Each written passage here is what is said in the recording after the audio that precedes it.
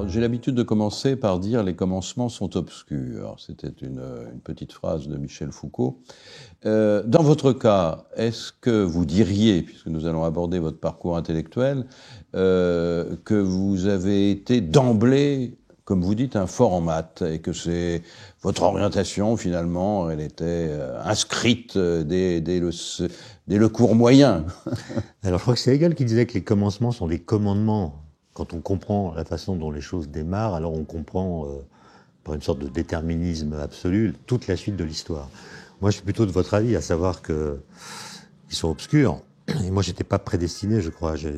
En effet, j'aimais les mathématiques, j'avais des bonnes notes dans cette discipline.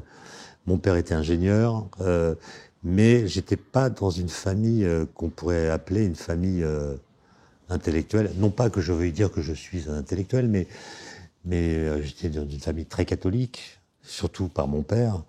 Et chez les catholiques, il y a un goût du débat, mais c'est un goût qui est borné. C'est-à-dire que dès qu'on avance un peu trop dans l'argumentation, il y a un moment où ça s'arrête parce que on entre dans des zones où une sorte d'inconfort apparaît. Et moi, je me suis rendu compte, non pas grâce aux mathématiques, mais plutôt grâce à la philosophie que j'ai découverte, surtout en terminale, comme pratiquement tous les lycéens français, que j'avais un goût pour l'argumentation, et les discussions avec mon père bloquaient et j'étais insatisfait. Et c'est là que j'ai décidé de suivre une voie plus personnelle, plus aventureuse peut-être, mais qui n'était pas dans la tradition familiale, disons. Ça vous a peut-être donné le goût de la transgression, mais votre mère, quel rôle elle jouait, elle, dans votre enfance? Moi, j'appartiens à une famille nombreuse, 7 enfants, je suis le deuxième. Ma mère était quelqu'un d'extrêmement sensible, qui m'a toujours choyé dans un sens particulier, puisque parmi les 7, elle avait compris, je pense, que j'étais disons, un peu différent, dans un sens qu'on pourra éclairer tout à l'heure, mais donc elle m'a toujours encouragé, notamment lorsque ces discussions que j'avais avec mon père se terminaient par des disputes, pas par des disputes violentes, mais par une sorte de fin de non-recevoir qui, moi, m'affectait beaucoup. Et ma mère venait me dire après coup, t'inquiète pas, c'est pas grave. Donc elle encourageait mon opposition à mon père de façon discrète, sans prendre parti dans les controverses, mais en me soutenant toujours. Alors, il y a quelque chose qui est un peu surprenant, disons, dans votre parcours. Lorsque vous êtes au lycée d'Orsay, donc vous êtes un lycéen plutôt, qui suit convenablement sa scolarité, mais alors vous êtes contraint de quitter ce lycée, donc si j'ai bien compris, à partir de la seconde, non, je suis pas contraint. C'est que... Non, mais parce que il y a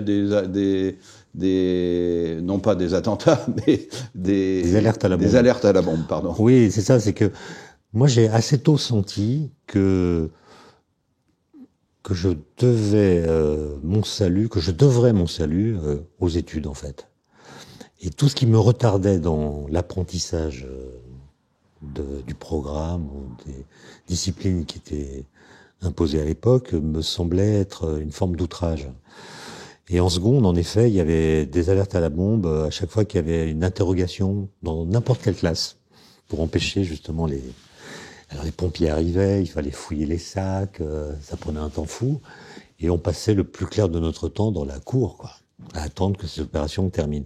Et ça m'a agacé, et donc tous les soirs, je me souviens, je harcelais mon père pour lui demander de m'inscrire dans un lycée parisien, parce que j'avais des copains dont les grands frères avaient été scolarisés au lycée Saint-Louis ou à Louis-le-Grand, et au bout de 3 mois de harcèlement, mon père a écrit au lycée Louis-le-Grand. À l'époque, il n'y avait pas d'histoire de carte scolaire. Et c'est le bulletin scolaire qui comptait. Et j'ai été donc accepté à Louis-le-Grand, où j'ai fait mon entrée en classe de première. Un tout autre monde, avec des professeurs exigeants, remarquables. Au lycée d'Orsay, j'étais premier en français. Première dissertation à Louis-le-Grand, dernier. Et à la fin de l'année, j'avais bien progressé. Et là, j'ai été heureux comme un fou, quoi. Bien que ce soit très fatigant, je prenais le RER B, légendaire, tous les matins, tous les soirs. J'ai jamais été en retard au lycée. Je dis ça pour que la fiabilité de cette ligne, qui était parfaite à l'époque, soit comparée à ce qu'elle est aujourd'hui. Et là, j'étais heureux parce que la vraie vie, quand même, c'est de faire de la physique, des mathématiques, puis de l'histoire géo, puis du français, puis de la philosophie, puis de l'anglais dans la même journée. C'est quand même incroyable. Alors qu'après, on est cantonné à une ou deux disciplines et à mon avis, ça conduit à un appauvrissement de l'intellect. Donc pour moi, les plus belles années ont été les années de première et terminale. On découvre des œuvres, on découvre la camaraderie, on découvre les discussions entre camarades à la récréation.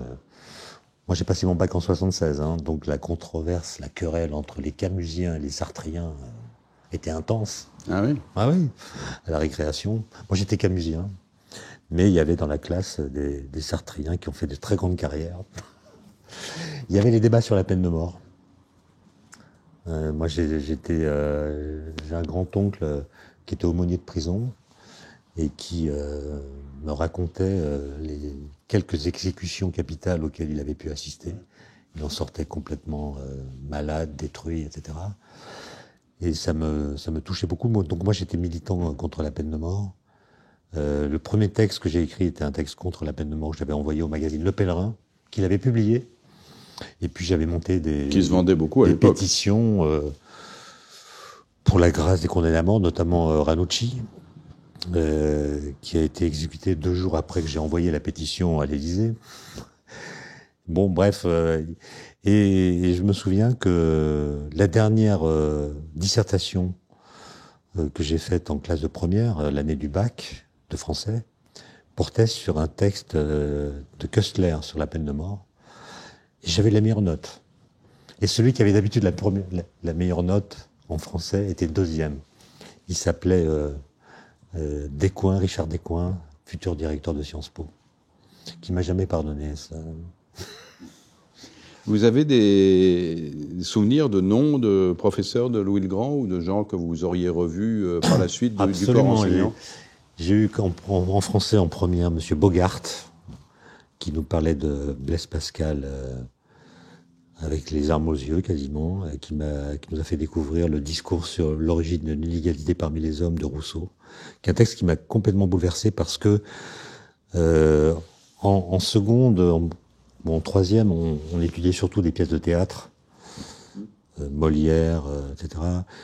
On récitait des tirades sur l'estrade de la classe, des déclarations d'amour, alors qu'on était perclus de boutons, d'acné. C'était horrible. Et là, découvrir un texte dans lequel on argumente, ça m'avait complètement libéré. Et je me souviens que j'avais lu ce texte de Rousseau avec des sortes de spasmes tellement puissants que je descendais de ma chambre jusque dans la cuisine pour boire un peu de jus d'orange et calmer mes ardeurs. Et très longtemps après, j'ai découvert que ce concours organisé par l'Académie de Dijon que Rousseau avait remporté la 2e fois avec son discours sur l'origine des arts et des lettres avait été organisé par l'un de mes ancêtres qui s'appelait Pouffier, qui a été guillotiné en 1793. Et voilà, j'ai découvert là un monde qui pour moi était une forme de libération, pas de transgression, parce que j'en étais pas là quand même, mais de découverte d'un monde comme ça qui m'a complètement fasciné. Et prof de philo? Prof de philo, pas trop. Pas en terminale, puisque le prof avait tellement peu d'autorité qu'il était obligé de se mettre debout sur la table pour faire cours et imposer sa voix par une position de surplomb. C'était le cercle des poètes disparus, quoi. Voilà. Et par contre, je lisais beaucoup et j'ai continué à lire des livres de philosophie, y compris en classe préparatoire, scientifique. Et je me souviens du traumatisme que j'ai ressenti lorsque un de mes professeurs de sciences, je dirais pas lequel, m'avait dit Klein, arrêtez de lire des livres, ça sert à rien. Et je me disais, mais comment est-ce qu'on peut dire à un jeune homme de 18, 19 ans en pleine formation, de cesser de lire des livres. Je comprenais bien l'argument, hein, concours des grandes écoles scientifiques, on n'a pas besoin. On est interrogé sur les maths, la physique essentiellement, mais quand même, c'était violent.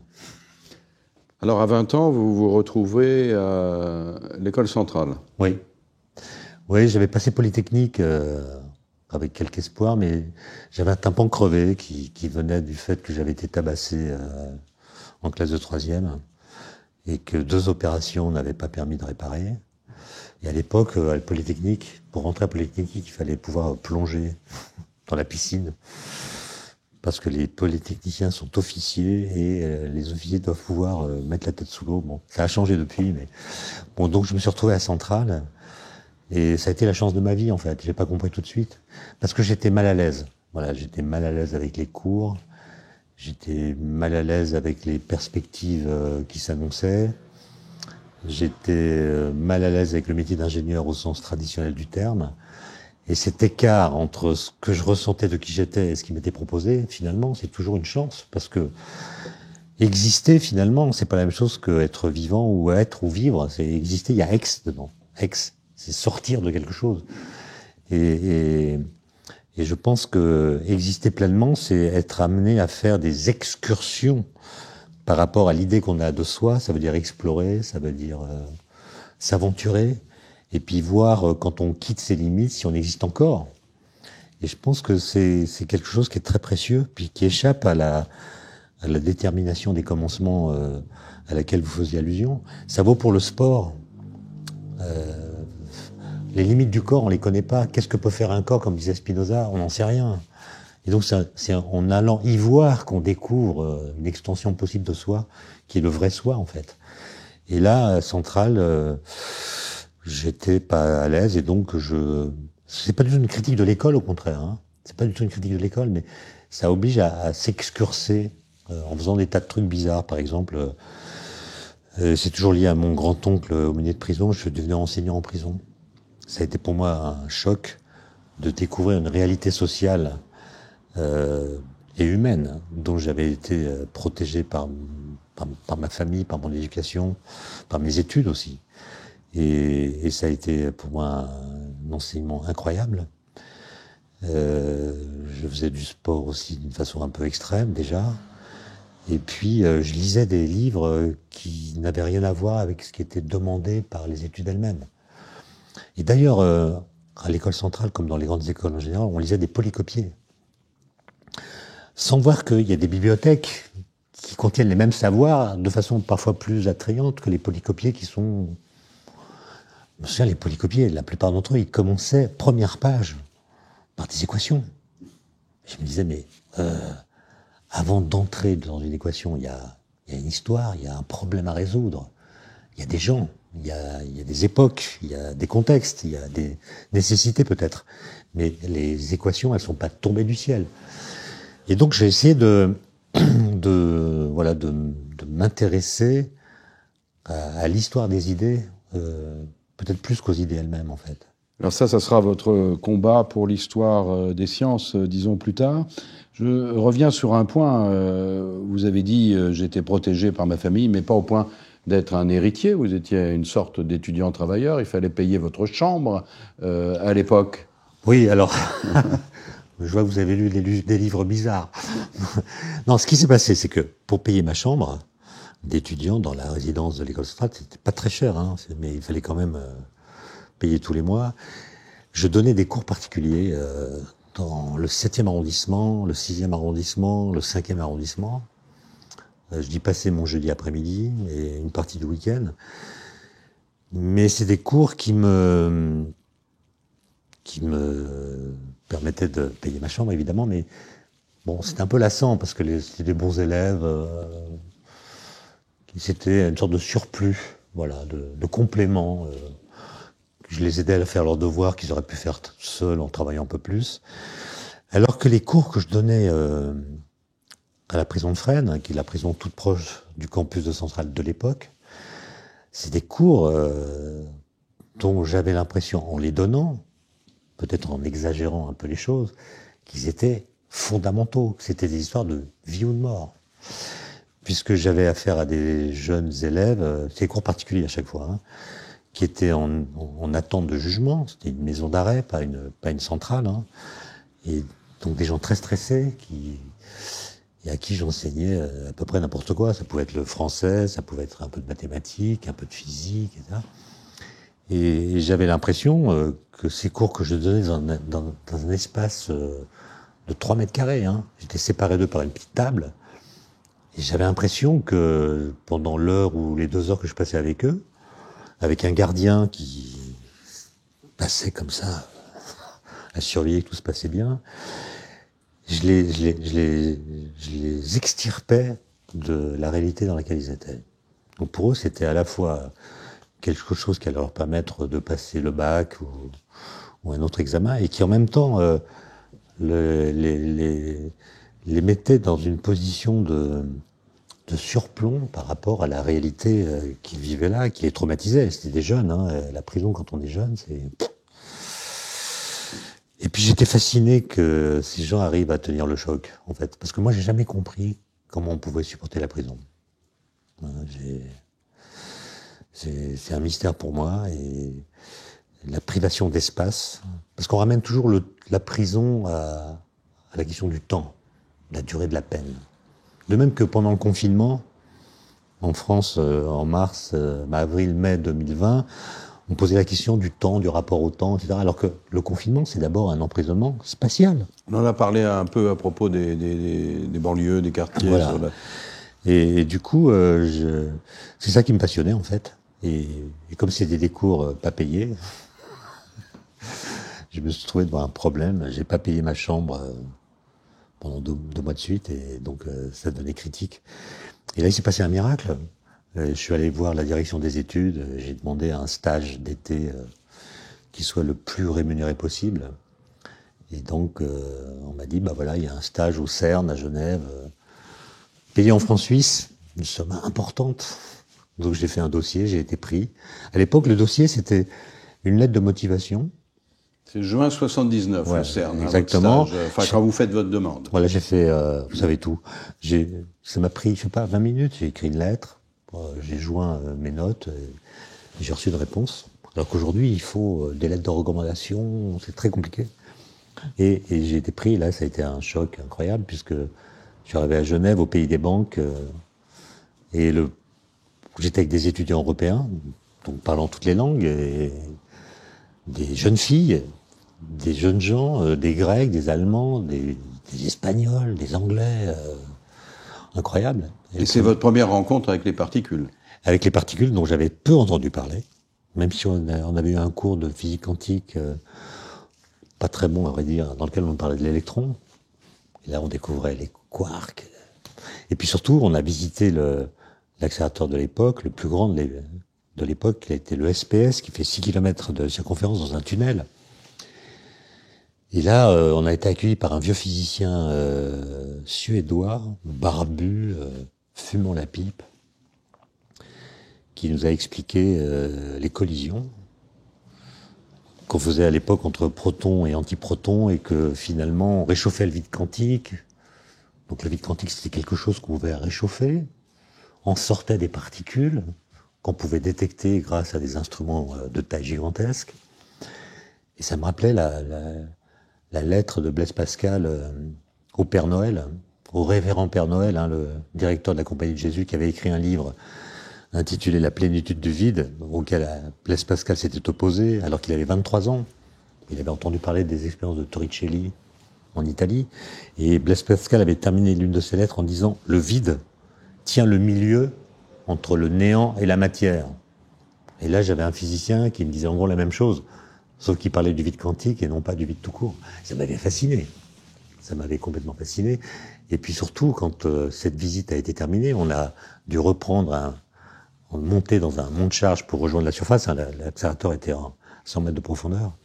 Donc un mont de charge pour nous ramener à la surface. On devait être une quinzaine d'étudiants, puisqu'on avait été divisés en petits groupes. Et une fois qu'on est tous les 15 dans le mont de charge, et que la porte va se refermer, un gros physicien monte dans l'ascenseur. Et ça déclenche l'alarme. Surcharge. Donc on regarde le monsieur et On lui fait comprendre que c'est lui qui a déclenché l'alarme. Et là, il nous dit quelque chose d'absolument incroyable. Il nous dit When I say yes, then press. Quand je dis oui, vous appuyez sur le bouton. Et là, il saute en l'air. Il dit yes. On appuie sur le bouton et ça fait partir l'ascenseur. Et là, je me suis dit, ces gens-là sont pas normaux. Ils ont un rapport à la réalité magique, merveilleux, c'est de la poésie. Et là, ça a changé ma vie. Et d'autant plus que pendant ce stage qui a duré 2 mois, on avait des professeurs qui, justement, quand ils faisaient cours, commençaient, parce que c'était l'été, donc une certaine décontraction. Quand ils faisaient cours, ils se laissaient aller à des introductions très longues, magiques. Et notamment, on avait comme professeur Victor Weisskopf, qui à l'époque devait avoir 76 ans, qui avait été directeur du CERN, qui avait fait sa thèse de physique avec Wolfgang Pauli, qui avait rencontré Einstein, qui avait travaillé au projet Manhattan, qui avait une allure incroyable, et qui... c'est un personnage, quoi. On avait l'impression de... Et un jour, il nous explique que une des questions qu'il a le plus tourmenté pendant sa vie, outre les histoires de bombes atomiques, hein, qui évidemment l'avaient marqué, mais d'un point de vue philosophique, c'était pourquoi les physiciens écrivent-ils des équations? Donc, et la question qui se posait, c'est est-ce que les concepts mathématiques ont une réalité physique, ou est-ce qu'ils trônent dans quelque empyrée des idées pures, un peu à la Platon, quoi? Autrement dit, est-ce que les concepts mathématiques sont immanents ou transcendants? Et d'où vient que les lois physiques s'expriment par des équations? Et il parle là-dessus, il cite Platon, il cite Kant, je crois, il cite Husserl, enfin, incroyable. Bon. Et puis il commence son cours, avec beaucoup de retard, à cause de ces digressions. Il commence son cours qui portait sur le spin des particules. Et donc il trace au tableau un repère orthonormé. Donc l'axe X dans le tableau, l'axe Y vertical, puis l'axe Z qui représente par un point entouré d'un cercle, axe perpendiculaire au tableau. Puis il continue son cours, et à un moment donné, il est amené à passer devant le repère orthonormé qu'il a tracé au tableau. Et il se baisse pour éviter l'axe des Z, en disant cette question de la réalité des concepts mathématiques n'est pas tranchée, donc par prudence. Ah, j'ai trouvé ça génial. J'ai trouvé ça génial. Et je pense que ma vocation, si je peux dire les choses comme ça, et elle est née là. C'est-à-dire, j'ai senti que ce qui allait m'intéresser, c'est d'essayer de comprendre les lois physiques, de jouer du paradoxe dans la façon de les enseigner, et puis finalement d'essayer de voir les implications philosophiques des connaissances des physiciens. Parce que moi, j'ai tout de suite compris que je ne serais pas un créatif en physique, ni en mathématiques. Je ne suis pas un chercheur au sens où je serais capable d'inventer des concepts ou de faire des découvertes théoriques géniales, etc. Par contre, je pensais que l'interprétation, en fait, la question, ça j'ai pu le formuler beaucoup plus tard, mais en fait, le truc qui m'a toujours titillé, qui a alimenté ma réflexion, c'est quand on prend des concepts que les philosophes utilisent, ou manient, ou discutent, ou transforment en système, la question du temps, la question du vide, la question de l'espace. La question qui, moi, m'intéresse, c'est si les équations de la physique pouvaient parler, qu'est-ce qu'elles diraient de ces concepts? Et une fois qu'on est capable de traiter ce genre de questions, on voit qu'on apporte une sorte de message qui peut intéresser les philosophes, puisque ça peut modifier leur façon de traiter de ces questions sans s'appuyer uniquement sur les textes des philosophes, mais à tenir compte aussi des savoirs positifs que la science, ou la physique en l'occurrence, leur permet d'entendre. Alors ça, on peut dire que c'est plus qu'une touche, c'est presque au fondement, disons, de votre travail, à savoir l'intrication, effectivement, des questions philosophiques avec la connaissance scientifique, pour le dire simplement. Mais est-ce qu'il n'y a pas chez vous parfois une illusion rétrospective? Parce que quand vous dites, dès l'âge de 20 ans, je m'aperçois que concernant la philosophie, celle-ci accordait trop de degrés de liberté, trop de systèmes étaient possibles. Cette prise de distance, disons, cet intérêt, et en même temps, cette prise de distance eu égard au système philosophique, est-ce qu'elle est déjà chez vous au début de vos 20 ans? Non, vous avez raison. Je suis victime de ce que Bergson appelle le mouvement rétrograde du vrai.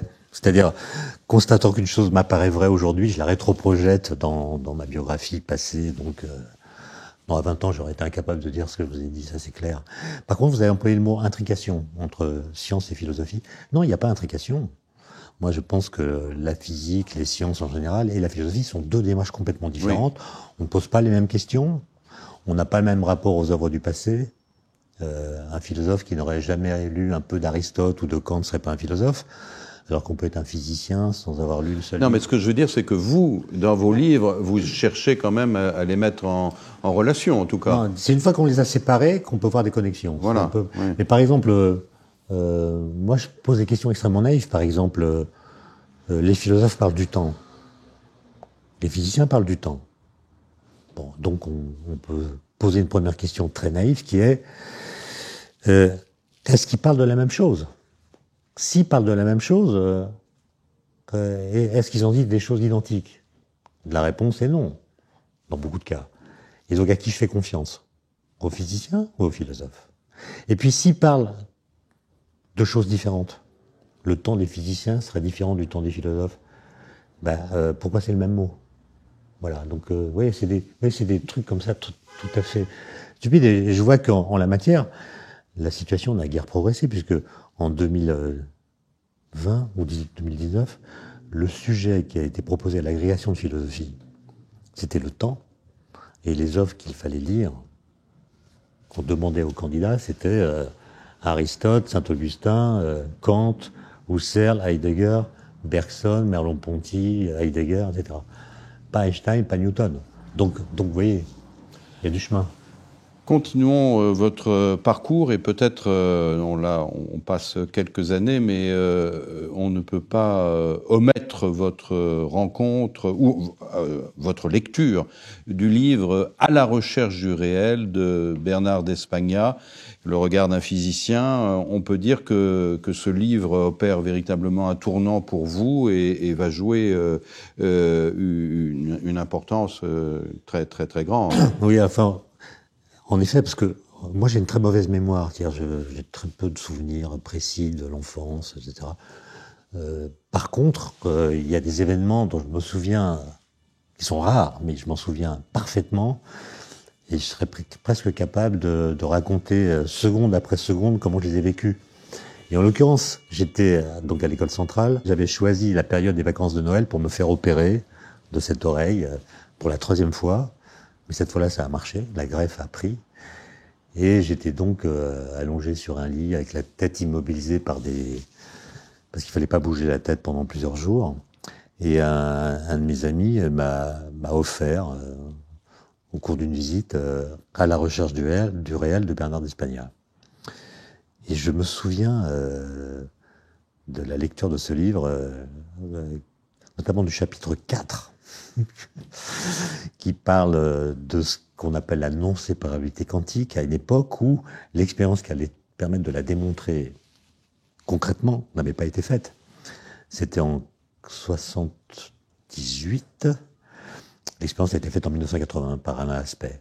Mais Bernard d'Espagna est un physicien, théoricien, qui croyait que la mécanique quantique telle qu'elle était, sans qu'on lui ajoute des variables cachées, permettait de prédire un phénomène physique que personne n'avait jamais observé, qui s'appelle l'intrication, la non-séparabilité, et montrait que les critères qu'on attribue à la réalité devraient être modifiés si on tenait compte de ce que nous savons grâce à ce type d'expérience.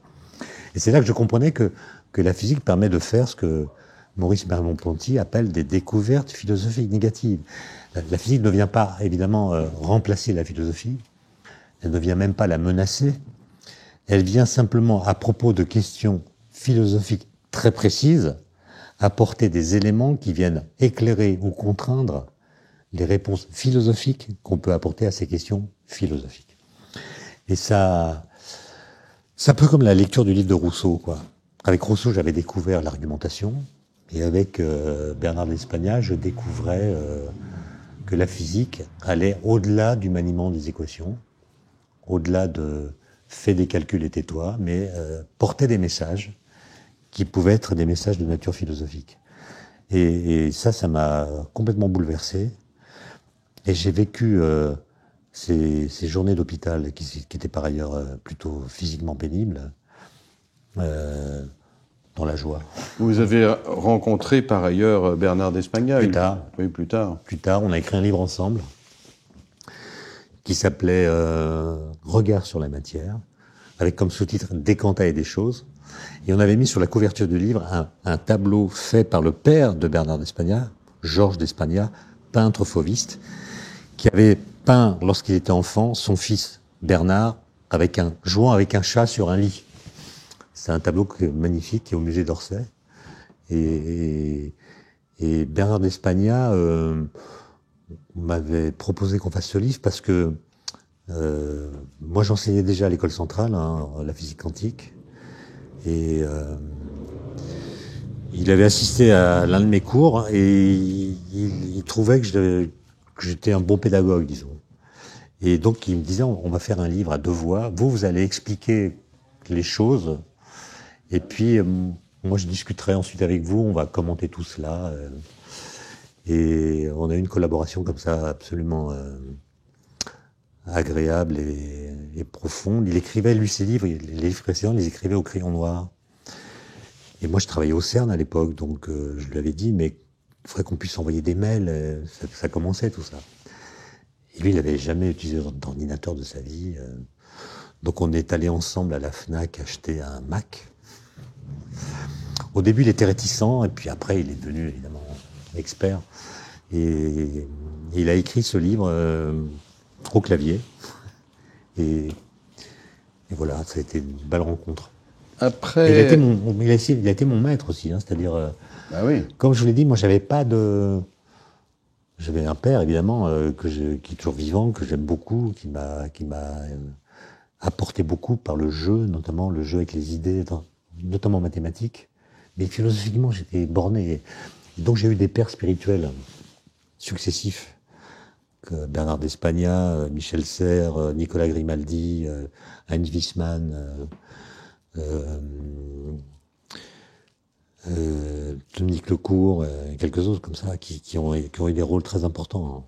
François Julien ? François Julien, plutôt plus tard, et donc c'est pas un père vraiment, c'est une rencontre féconde, mais c'est pas un père spirituel, au sens que je donne à ce mot quand il s'agit de Bernard d'Espagna. On avait presque une relation filiale.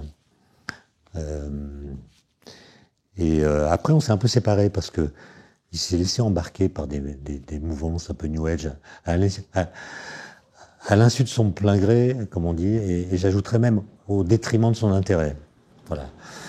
Et puis on s'est retrouvés quelques temps avant sa mort, on a correspondu à nouveau, j'ai pu le rencontrer au moment où j'avais demandé qu'on republie ce fameux livre À la recherche du réel, dont j'ai pu écrire la préface. Et ça a été un moment très marquant là aussi. Alors, après le CERN, il y a le CEA plus tard, et effectivement, c'est quelque chose d'un petit peu surprenant dans votre parcours. Vous vous mettez à écrire une thèse à 38 ans, pourquoi pas? Alors, comment ça s'est passé? Ça s'est passé que moi, je pense que je fais les choses un peu à l'envers, quoi. J'ai fait des enfants avant de me marier. Bon, et j'ai fait des livres avant de faire une thèse de philo, ouais. Des livres qui n'étaient pas des livres de philosophie, mais quand même, il y avait des références philosophiques. Et puis un jour, j'étais dans le dans le TGV qui me menait à Genève, pour aller au CERN, et j'ouvre Le Monde des débats, qui je crois n'existe plus. Non, ça n'existe plus. Et il y avait une très très longue interview de Dominique Lecourt, que j'avais lu mais que j'avais jamais rencontré. Et dans cette interview, il disait des choses qui correspondaient vraiment à ce que je pensais à l'époque, à savoir un peu ce que j'ai raconté tout à l'heure, à savoir que on peut plus faire de philosophie sur certaines questions particulières sans tenir compte des acquis de la physique. Bon. Et dans le train même, je lui ai écrit une lettre en disant voilà, j'aimerais bien vous rencontrer et faire une thèse avec vous, sous votre direction. Paris 7. Paris 7. Et je lui ai écrit et il m'a répondu très vite. Et je me souviens que les premiers mots de sa lettre étaient encourageants puisque c'était « vous voilà enfin ». Et donc j'ai fait cette thèse. Et je l'ai très peu rencontré pendant la thèse. Mais à chaque fois, il m'avait lu les textes que je lui avais envoyés. Il me dit voilà, là il faut que vous dites ça, mais pourquoi? Et là, pourquoi vous citez pas un tel? Ça durait 3 heures. Et je repartais avec tout ce travail à faire. Je le revoyais quelques mois plus tard, pareil. Et la soutenance, ça a été un moment absolument merveilleux parce que moi, j'avais pas vraiment besoin de cette thèse. Elle n'a pas changé ma vie, quoi. En tout cas, je cherchais pas de poste, c'était assez libre.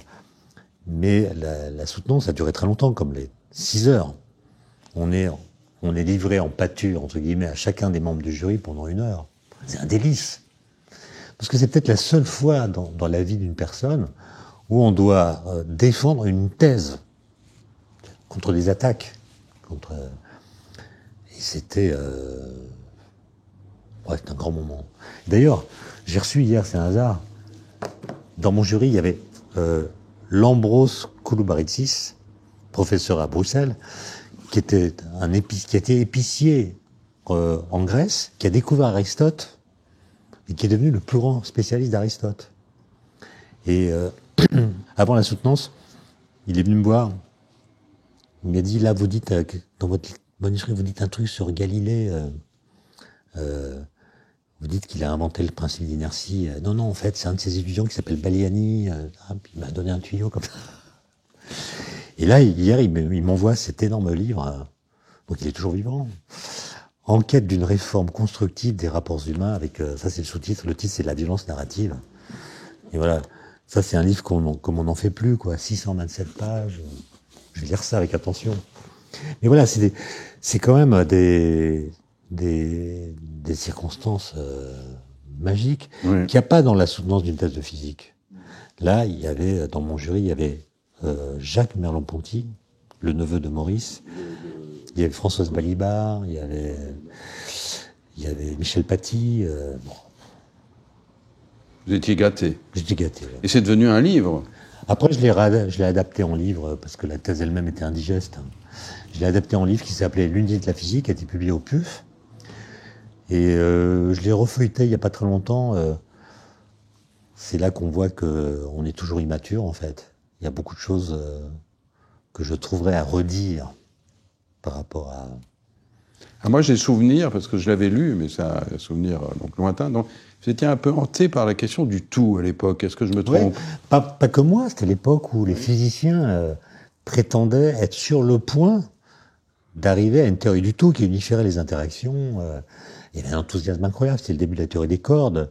Et vous aviez des physiciens américains, notamment comme Brian Greene et quelques autres, qui disaient, ça y est, on la tient, quoi.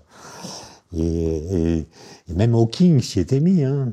Et bon, et c'est vrai qu'on était pris par cet enthousiasme, cette mouvance. Je me souviens que Hawking avait terminé l'un de ses livres en disant bientôt on connaîtra la pensée de Dieu. Des choses qu'on lit plus du tout. Hein. La théorie des cordes a eu quelques ennuis. Elle s'est démultipliée. Elle n'a pas vraiment de caution expérimentale. Et puis, j'interrogeais quand même, je pense, mais comment est-ce qu'on pourrait savoir qu'une théorie du tout est une théorie du tout? Comment vérifier qu'elle est complète? Comment vérifier que... Voilà. Et puis, est-ce qu'elle sera intelligible, etc. Mais aujourd'hui, je serais évidemment beaucoup plus sévère pour cette façon de parler, quoi, qui était quand même, qui relevait de ce qu'on les Américains appellent du hype, H-Y-P-E, c'est-à-dire on crée un discours inflationniste hyper prometteur pour avoir des financements. Hein. Ça vaut dans tous les domaines. Il faut promettre l'ordinateur quantique. Alors, toujours est-il que le tout c'est peut-être éloigné, mais vous, disons, passé la quarantaine, vous allez trouver une sorte d'équilibre entre la recherche, l'enseignement et l'écriture, et on peut dire que, si je puis dire, cet équilibre a perduré par la suite.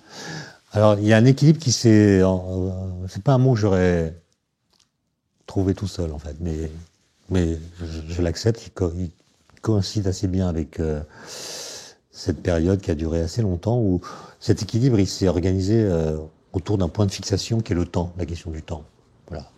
Et avec un groupe que j'avais monté avec des collègues, qu'on avait appelé Chronos, on avait interrogé la question du temps, et moi je l'avais poursuivi un peu en solitaire, en remarquant que même les physiciens, quand ils parlent du temps, n'hésitent pas à lui attribuer des adjectifs, et puis en gros confondent le cours du temps et la flèche du temps. C'est-à-dire confondent l'irréversité du temps même avec l'irréversité des phénomènes temporels, et que ça crée une ambiguïté qui empêche de saisir les messages les plus importants que la physique peut adresser à la philosophie.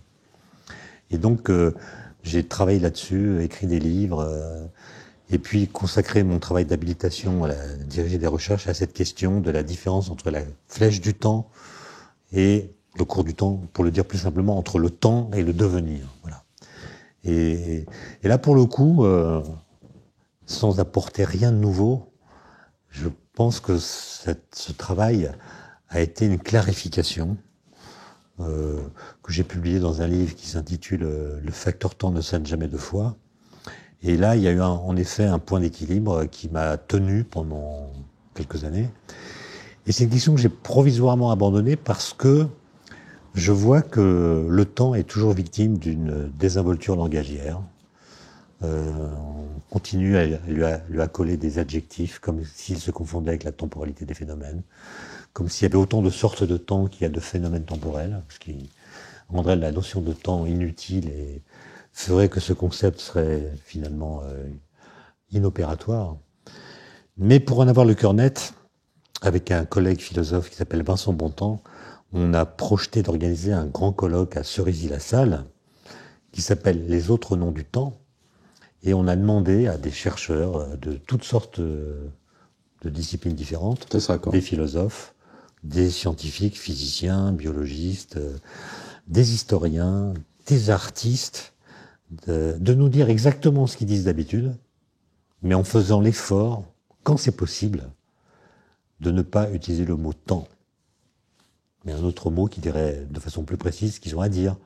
Succession, simultanéité, durée, époque, que sais-je encore. Ce colloque merveilleux, avec des gens comme Alain Cohn, Armut Rosa, Francis Wolff, des professeurs du Collège de France, devait se tenir en juillet 2020. Tout était prêt. Et puis, à cause des mesures de quarantaine imposées aux étrangers qui venaient en France, on a dû le reporter. Il aura lieu en juillet 2021. Si tout va bien. Si tout va bien, j'espère. Voilà. Et donc l'idée, c'est voir si vraiment on peut pratiquer à propos de ce mot temps une politique de désinflation qui permettrait de ne l'utiliser que quand il est indispensable. Voilà.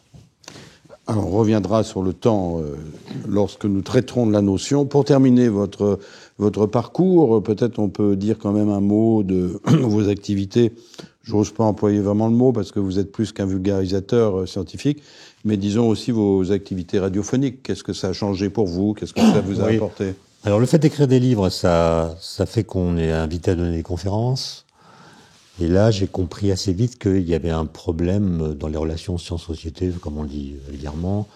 Et donc, je me suis engagé plus politiquement, disons, à essayer de faire valoir que les connaissances et les croyances sont des choses différentes, qu'il s'agit non pas de les hiérarchiser, mais de montrer leurs différences quand elles ont une pertinence.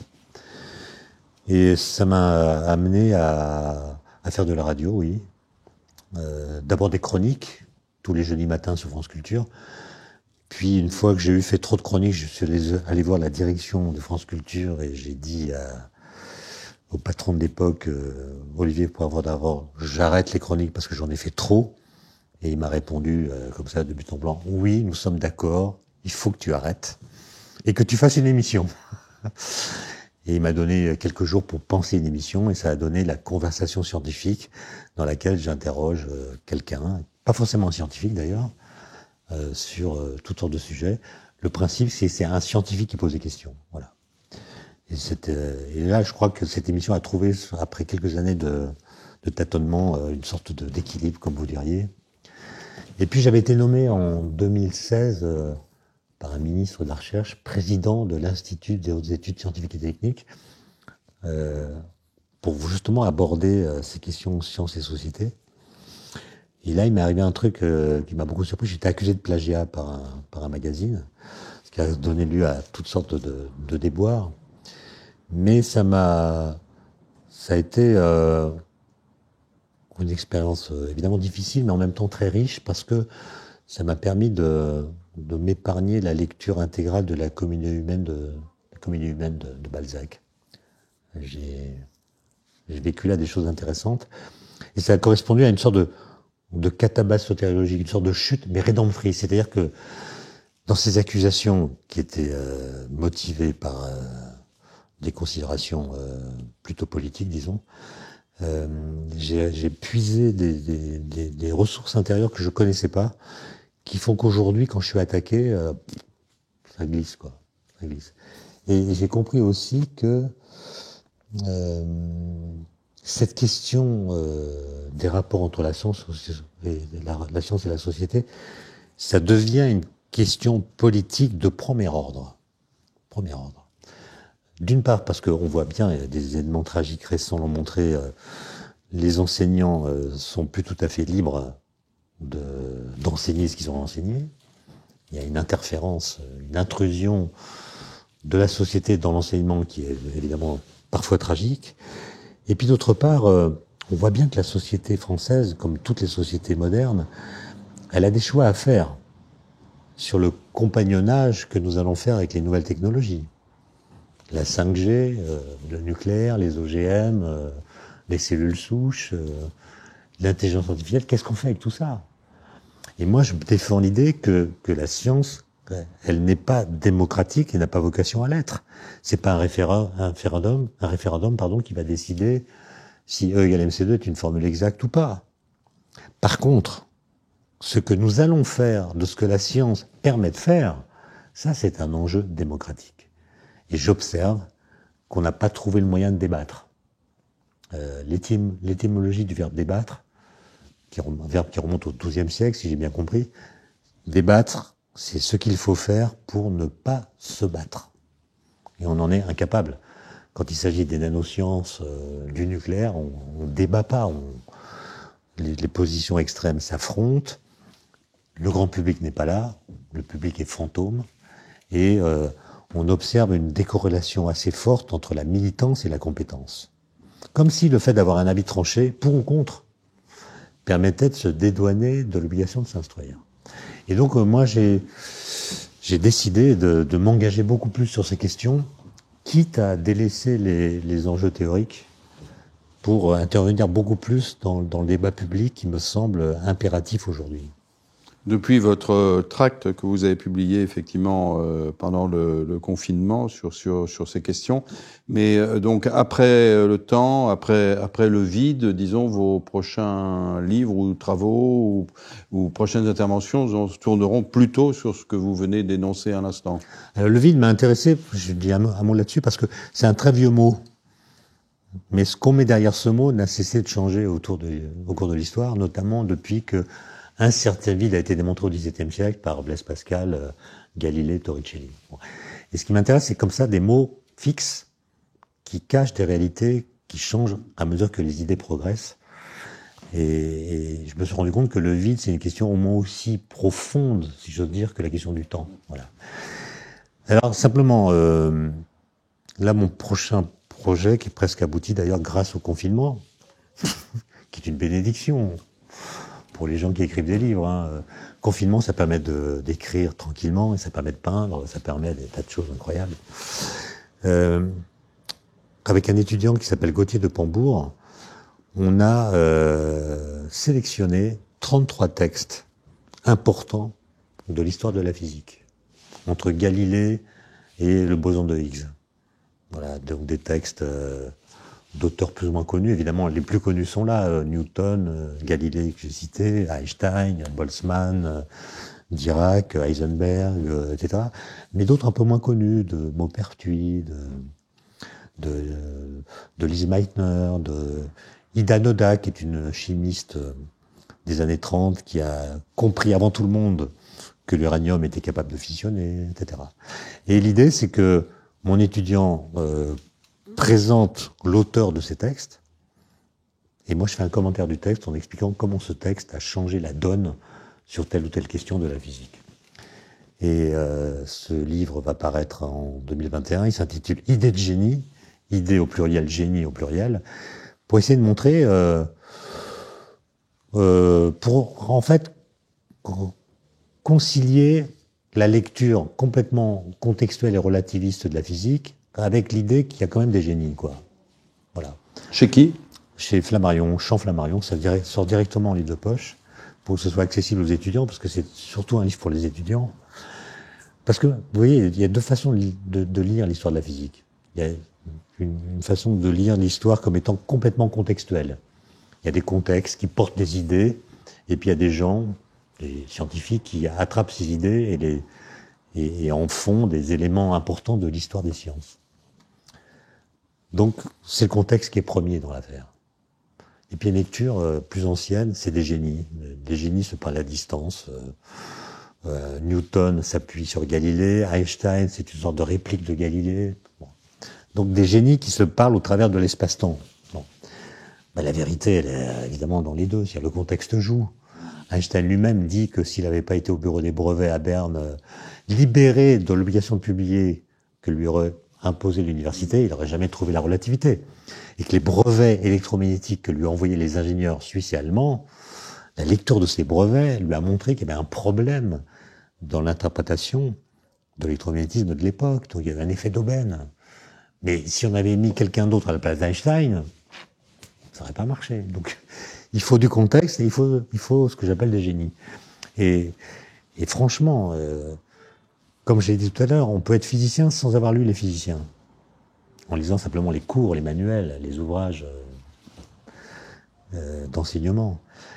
Mais quand on lit certains textes de physiciens, bien écrits, Blaise Pascal, la lettre à son beau-frère. Galilée écrivait très bien aussi. Galilée, incroyable.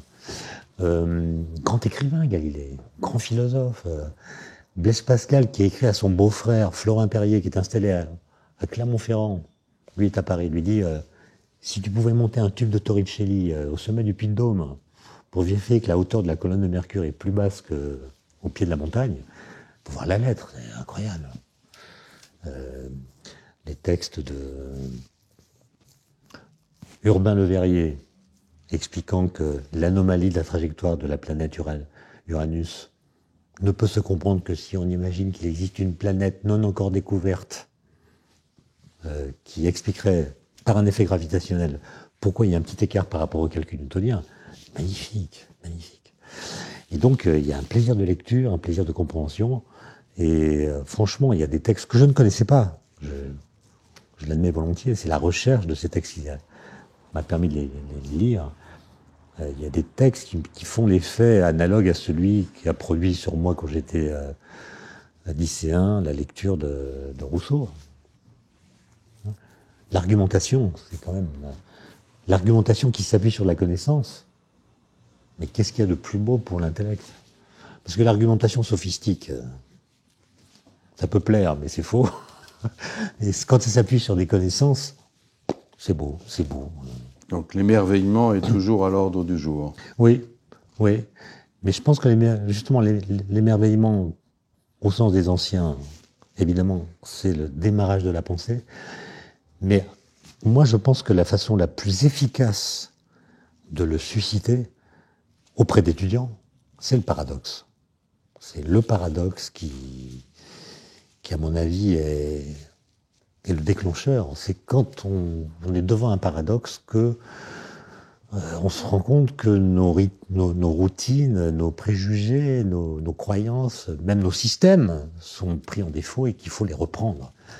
Et donc on sort du cercle vicieux de la circularité de la pensée, quoi. Et ça marche à tous les âges. Ça marche à tous les âges. Vous prenez un enfant de 7 ans, vous le mettez devant une certaine situation. Vous prenez des élèves ingénieurs, donc des gens qui ont déjà... Et vous leur dites, mais le paramètre T là, que vous mettez dans les équations de la physique, il ne dépend pas du temps. Ça veut dire quoi, ça? T, le temps qui ne dépend pas du temps, ça veut dire quoi? Ou alors même, vous leur faites des expériences très simples. Vous prenez un bout de bois, vous prenez un morceau de marbre ou de métal, vous prenez un étudiant, vous lui dites venez toucher ces deux objets, et dites-moi lequel est le plus froid, lequel est le plus chaud. Il répond, c'est le morceau de marbre qui est le plus froid. Et en effet, au contact, le bois semble toujours plus chaud que le marbre. Ensuite, vous avez apporté 2 glaçons sortis du frigidaire de la cafétéria, et vous dites aux élèves, je vais mettre le premier glaçon sur le morceau de bois, le second sur le morceau de marbre. Lequel des 2 glaçons va fondre le plus vite?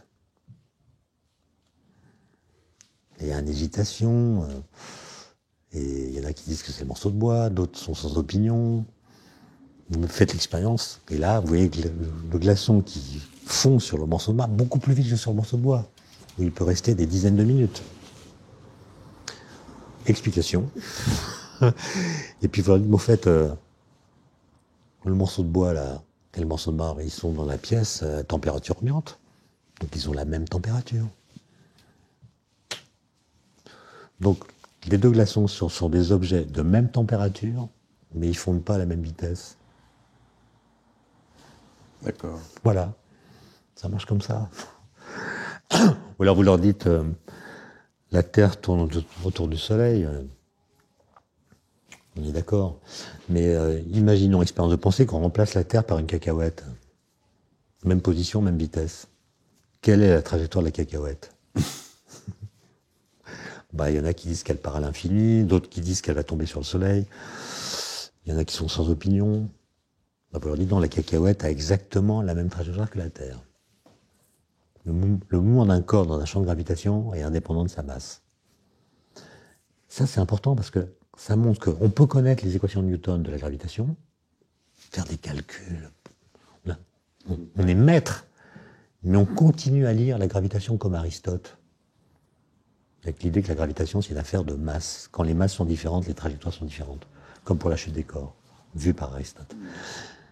Donc ça veut dire que l'intellect, il est quand même beaucoup plus formaté par notre expérience. C'est une banalité que je dis là, et que finalement, on oublie que la physique, elle est contre-intuitive.